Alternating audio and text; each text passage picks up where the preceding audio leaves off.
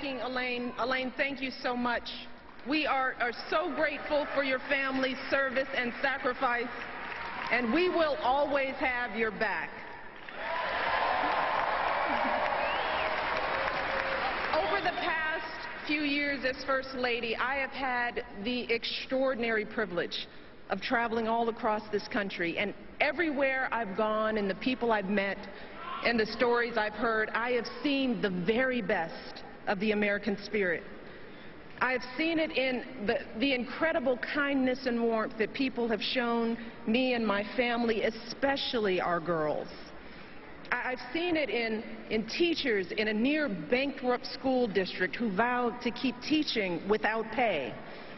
I've seen it in people who become heroes at a moment's notice, diving into harm's way to save others, flying across the country to put out a fire, driving for hours to bail out a flooded town.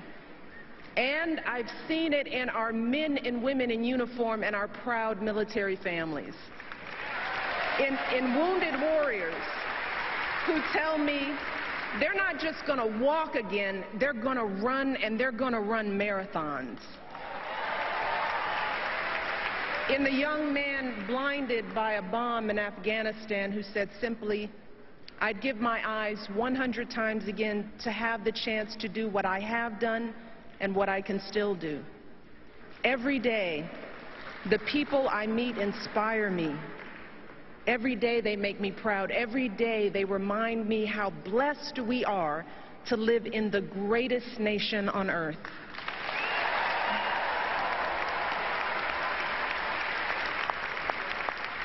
Serving as your First Lady is an honor and a privilege. But back when we first came together 4 years ago, I still had some concerns about this journey we'd begun. While I believed deeply in my husband's vision for this country, and I was certain he would make an extraordinary president, like any mother, I was worried about what it would mean for our girls if he got that chance. Now, how would we keep them grounded under the glare of the national spotlight? How would they feel being uprooted from their school, their friends, and the only home they'd ever known? See, our life before moving to Washington was filled with simple joys. Saturdays at soccer games, Sundays at Grandma's house, and a date night for Barack and me was either dinner or movie, because as an exhausted mom, I couldn't stay awake for both. And the truth is, I loved the life we had built for our girls, and I deeply loved the man I had built that life with, and I didn't want that to change if he became president. I loved Barack just the way he was. You see, even back then, when Barack was a senator and a presidential candidate, to me, he was still the guy who picked me up for our dates in a car that was so rusted out, I could actually see the pavement going by in a hole in the passenger side door. He was the guy whose proudest possession was a coffee table he'd found in a dumpster,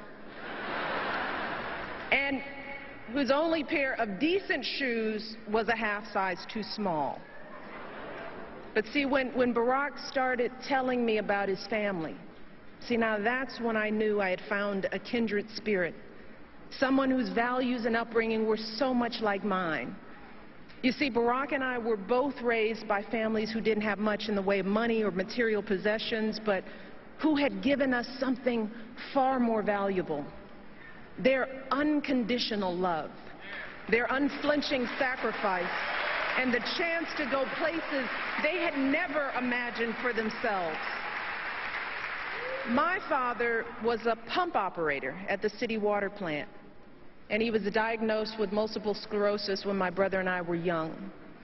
And even as a kid, I knew there were plenty of days when he was in pain. And I knew there were plenty of mornings when it was a struggle for him to simply get out of bed. But every morning, I watched my father wake up with a smile, grab his walker, prop himself up against the bathroom sink, and slowly shave and button his uniform. And when he returned home after a long day's work, my brother and I would would stand at the top of the stairs of our little apartment, patiently waiting to greet him, watching as he reached down to lift one leg and then the other to slowly climb his way into our arms. But despite these challenges, my dad hardly ever missed a day of work. He and my mom were determined to give me and my brother the kind of education they could only dream of. And when my brother and I finally made it to college, nearly all of our tuition came from student loans and grants, but my dad still had to pay a tiny portion of that tuition himself. And every semester he was determined to pay that bill right on time, even taking out loans when he fell short. He was so proud to be sending his kids to college, and he made sure we never missed a registration deadline because his check was late. You see, for my dad, that's what it meant to be a man. Like so many of us. That was the measure of his success in life, being able to earn a decent living that allowed him to support his family.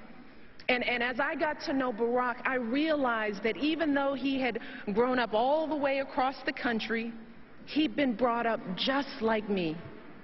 Barack was raised by a single mom who struggled to pay the bills and by grandparents who stepped in when she needed help.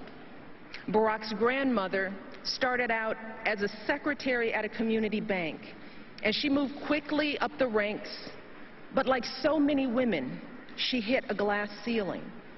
And for years, men no more qualified than she was, men she had actually trained, were promoted up the ladder ahead of her, earning more and more money while Barack's family continued to scrape by. But day after day, she kept on waking up at dawn to catch the bus, arriving at work before anyone else, giving her best without complaint or regret. And she would often tell Barack, so long as you kids do well, Bear, that's all that really matters. Like so many American families, our families weren't asking for much. They didn't begrudge anyone else's success or care that others had much more than they did. In fact, they admired it. They simply believed in that fundamental American promise that even if you don't start out with much, if you work hard and do what you're supposed to do, you should be able to build a decent life for yourself and an even better life for your kids and grandkids. That's how they raised us. That's what we learned from their example. We learned about dignity and decency, that how hard you work matters more than how much you make, that helping others means more than just getting ahead yourself. We learned about honesty and integrity, that the truth matters, that you don't take shortcuts or play by your own set of rules. And success doesn't count unless you earn it fair and square. We learned about gratitude and humility, that so many people had a hand in our success, from the teachers who inspired us to the janitors who kept our school clean. And we were taught to value everyone's contribution and treat everyone with respect. Those are the values that Barack and I and so many of you are trying to pass on to our own children. That's who we are. And standing before you 4 years ago, I knew that I didn't want any of that to change if Barack became president. Well, today, after so many struggles and triumphs and moments that have tested my husband in ways I never could have imagined, I have seen firsthand that being president doesn't change who you are. No, it reveals who you are.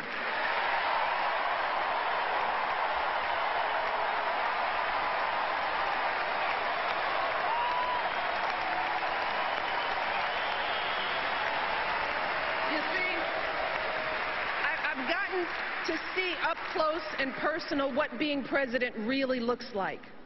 And I've seen how the issues that come across a president's desk are always the hard ones. You know, the problems where no amount of data or numbers will get you to the right answer. The judgment calls where the stakes are so high and there is no margin for error. And as president, you're going to get all kinds of advice from all kinds of people. But at the end of the day, when it comes time to make that decision as president, all you have to guide you are your values and your vision and the life experiences that make you who you are.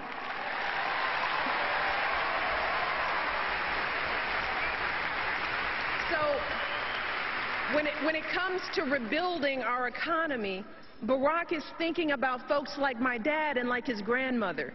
He's thinking about the pride that comes from a hard day's work. That's why he signed the Lilly-led Better Fair Pay Act, to help women get equal pay for equal work. That's why he cut taxes for working families and small businesses and fought to get the auto industry back on its feet. That's how he brought our economy from the brink of collapse to creating jobs again, jobs you can raise a family on, good jobs, right here in the United States of America.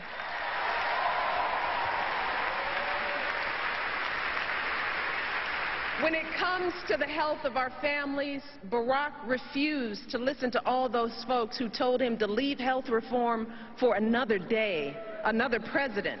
He didn't care whether it was the easy thing to do politically. No, that's not how he was raised. He cared that it was the right thing to do.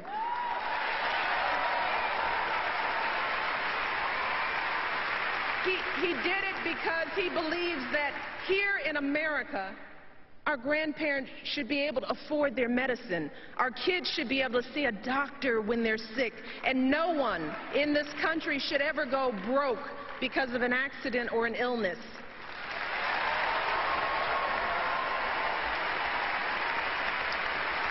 And he believes that women are more than capable of making our own choices about our bodies and our health care.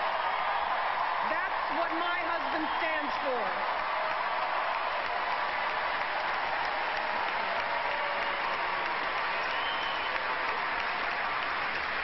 When it comes to giving our kids the education they deserve, Barack knows that, like me and like so many of you, he never could have attended college without financial aid. And believe it or not, when we were first married, our combined monthly student loan bill was actually higher than our mortgage. Yeah, we were so young, so in love, and so in debt. And that's why Barack has fought so hard to increase student aid and keep interest rates down, because he wants every young person to fulfill their promise and be able to attend college without a mountain of debt. So in the end, for Barack, these issues aren't political. They're personal. Because Barack knows what it means when a family struggles. He knows what it means to want something more for your kids and grandkids. Barack knows the American dream because he's lived it. And he wants everyone in this country, everyone, to have the same opportunity no matter who we are or where we're from or what we look like or who we love.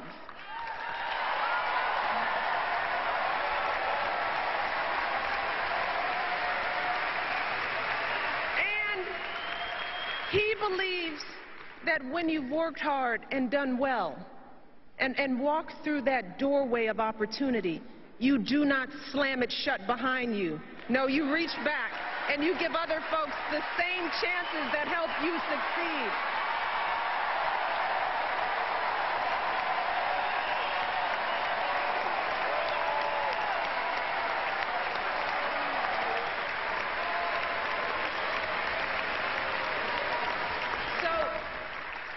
When people ask me whether being in the White House has changed my husband, I can honestly say that when it comes to his character and his convictions and his heart, Barack Obama is still the same man I fell in love with all those years ago. Yeah. He's the same man who started his career by turning down high-paying jobs and instead working in struggling neighborhoods where a steel plant had shut down, fighting to rebuild those communities and get folks back to work. Because for Barack, success isn't about how much money you make, it's about the difference you make in people's lives.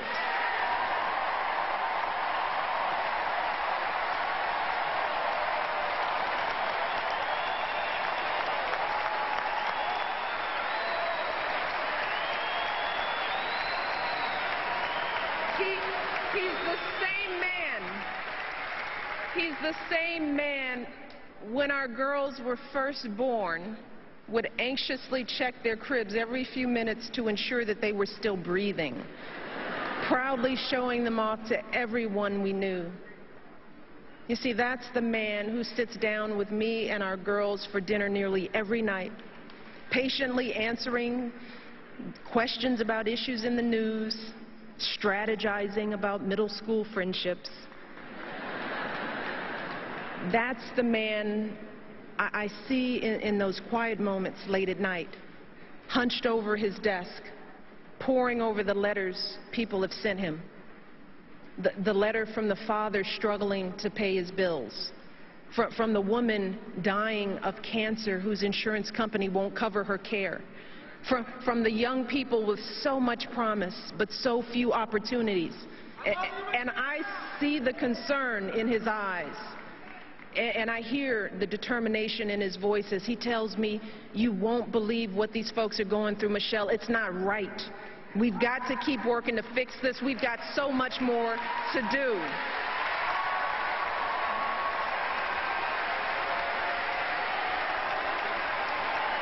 I see how those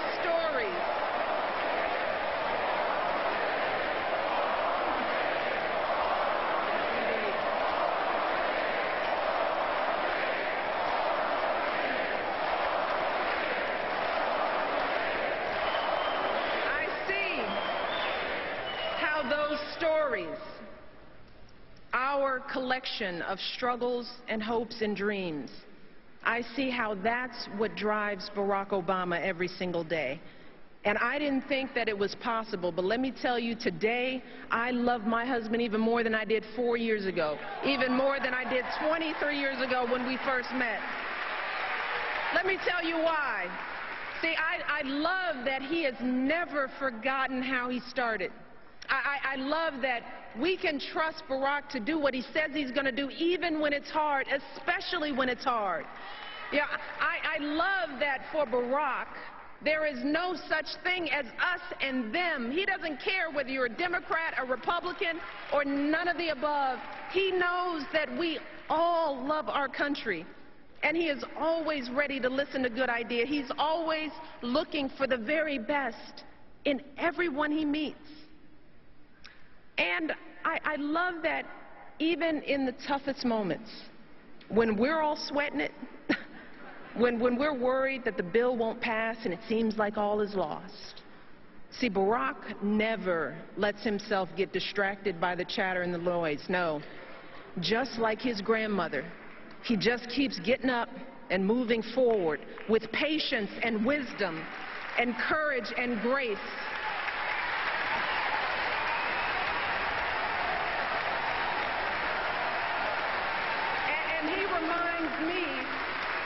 He reminds me that we are playing a long game here, and that change is hard, and change is slow, and it never happens all at once, but eventually we get there. We always do. We get there because of folks like my dad, folks like Barack's grandmother, men and women who said to themselves, I may not have a chance to fulfill my dreams, but maybe my children will. Maybe my grandchildren will.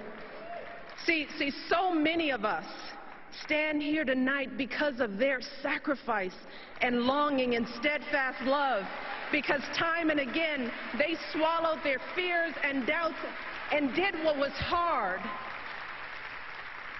So today, when the challenges we face start to seem overwhelming or even impossible, Let us never forget that doing the impossible is the history of this nation. It is who we are as Americans. It is how this country was built.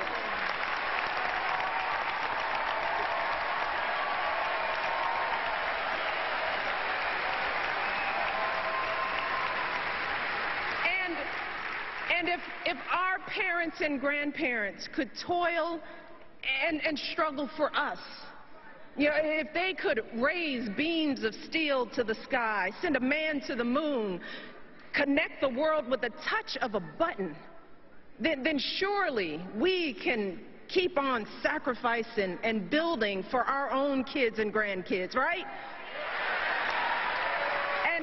And if so many brave men and women could wear our country's uniform and sacrifice their lives for our most fundamental rights, then surely we can do our part as citizens of this great democracy to exercise those rights.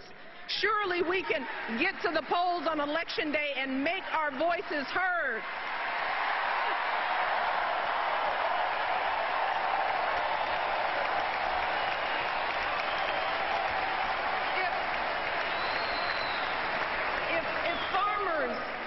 And blacksmiths could win independence from an empire, if immigrants could leave behind everything they knew for a better life on our shores, if women could be dragged to jail for seeking the vote, if a generation could defeat a depression and define greatness for all time, if a young preacher could lift us to the mountaintop with his righteous dream, and if proud Americans can be who they are and boldly stand at the altar with who they love, then surely we can give everyone in this country a fair chance at that great American dream.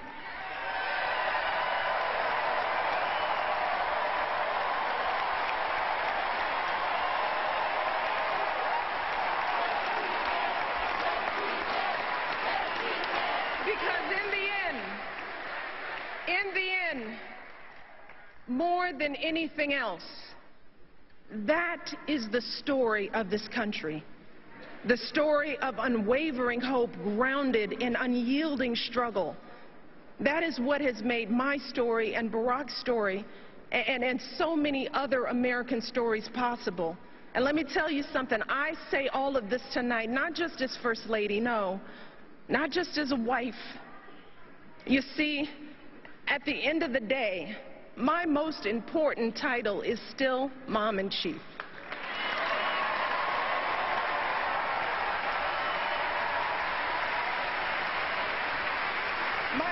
My daughters are still the heart of my heart and the center of my world.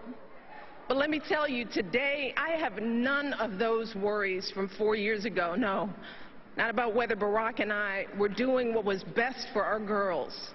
Because today, I know from experience that if I truly want to leave a better world for my daughters and for all of our sons and daughters, if we want to give all of our children a foundation for their dreams and opportunities worthy of their promise, if we want to give them that sense of limitless possibility, that belief that here in America there is always something better out there if you're willing to work for it, then we must work like never before.